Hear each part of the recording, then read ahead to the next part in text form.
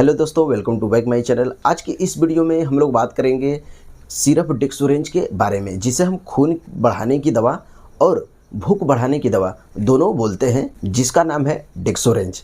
जो popular brand है, जो हीमोलाइटिस सिरप है, इसी के बारे में हम लोग आज बात करेंगे इस वीडियो के माध्यम से। पिछली वीडियो में हमने दोस्तों बात किया था, अगर आप मेरी पिछली वीडियो देखे होंगे तो कैप्सूल डेक्सोरेंज के बारे में बात किए थे कि क्या होता है, कैसे यूज करते हैं, कहाँ यूज करना चाहिए, कहाँ नहीं यूज करना चाहिए, और सारे डोज के बारे में भी बात किया था, डिटेल में बात किया था। अगर आप मेरी पिछली वीडियो में देखे होंगे तो आज की इस वीडियो में बात करेंगे डेक्सोरेंज सिरप के बारे में।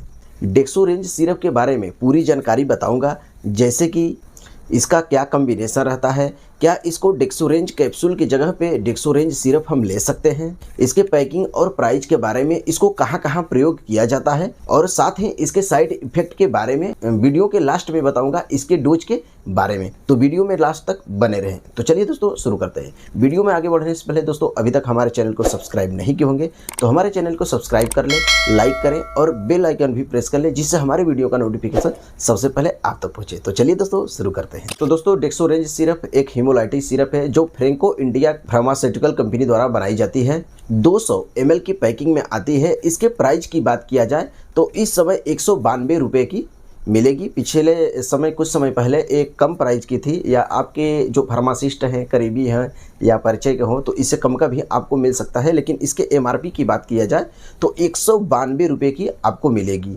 अगर इसके कम्बिनेशन की बात की जाए तो इसमें मुख्यतः 4 प्रकार की दवाई मिलाई गई हैं, जिसमें ferric ammonium citrate 160 ml, cyanocobalamin जिसको हम लोग बोलते हैं vitamin B12 7.5 microgram, folic acid 0.2 ml, और साथ ही एल्कोहल 95% 0.87 ml के स्ट्रेंथ में मिलाया जाता है।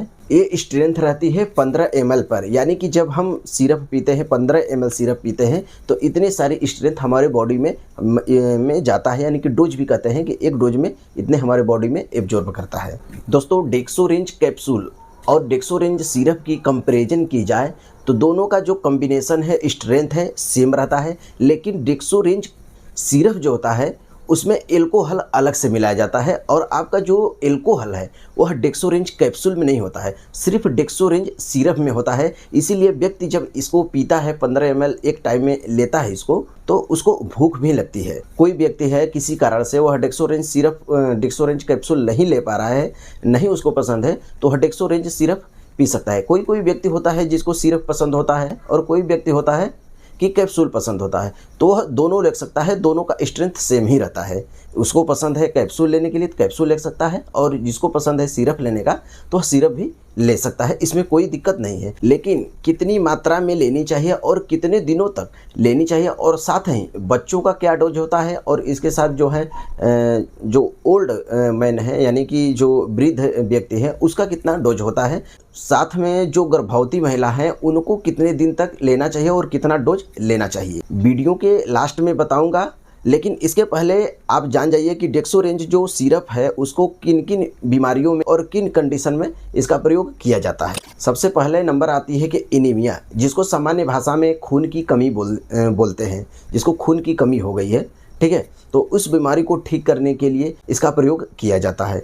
और दूसरा नंबर आता है पोस्ट ऑपरेटिव। यदि कोई पेशेंट है जिसकी पोस्ट ऑपरेटिव एनीमिया हुई है, यानी कि जिसका ऑपरेशन हुआ है, आप सब जानते हैं, हम सब जानते हैं कि ऑपरेशन के समय जो चीरा लगाया जाता है, टाका लगाया जाता है, जो भी कार्य होता है उस दौरान, तो उस समय ब्लीडिंग, हैवी ब्लीडिंग होती है, तो उसको भी कमी को पूरा करने के लिए इस सिरप का प्रयोग किया जाता है। या ट्रामेटिक एनीमिया, इसको भी ठीक करने के लिए इसका प्रयोग किया जाता है। या MC यानी कि मासिक धर्म, किसी को होता है कि हार्मोनल डिसबैलेंस की वजह से मासिक आती है, तो उस समय भी काफ़ी ब्लीडिंग हो जाती है, तो उसको पूरा करने के लिए भी इस कैप्सूल को दिया जाता है, इस सिरप का प्रयोग किया जाता है। और प्रेग्नेंट, जैसे कि कोई महिला प्रेग्नेंट है, यह ब्लड की कमी हो जाती है, तो उसको भी पूरा करने के लिए यह सिरप का प्रयोग किया जाता है। या जो प्रेग्नेंट महिला हैं उनमें ब्लड की कमी ना हो, इस सिरप का प्रयोग किया जाता है।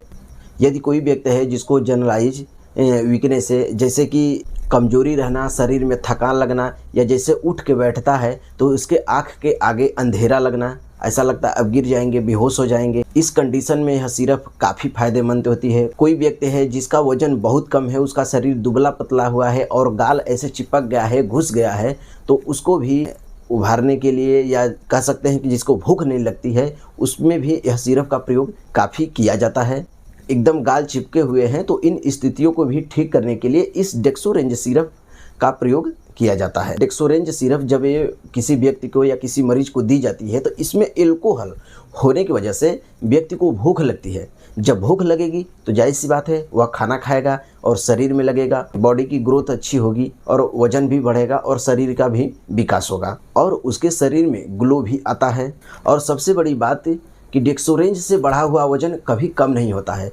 और दूसरी बात कि अगर कोई व्यक्ति है जिसको कमजोरी की वजह से शरीर में चिड़चिड़ापन हो गया है तो इसको भी यह ठीक करने के लिए इसका प्रयोग किया जाता है। और कोई व्यक्ति है जिसको आयरन की कमी हो गई है, जिसकी बॉडी में आयरन की कमी यानी कि B12 की कमी हो गई है, तो उसको भी पूर्ति करने के लिए इस सिरप का प्रयोग किया जाता है। कोई व्यक्ति है या कोई मरीज है, ठीक है, जैसे कि उसके हाथ पैर में जलन रहता है, बुखार जैसे लगता है, बुखार नापा जाता है, अगर टेम्परेचर उसके बॉडी में लगाया जाता है तो टेम्परेचर नहीं बताता है, बट व्यक्ति को होता क्या है कि उसको लगता है कि मेरे अंदर बुखार है या बुखार जैसे लग रहा है या हमेशा बुखार लगा है, हाथ पैर में जलन है, तो वह कमजोरी से हो रहा है, तो उसको भी पूर्ति करने के लिए इस सिरप का काफ़ी प्रयोग किया जाता है।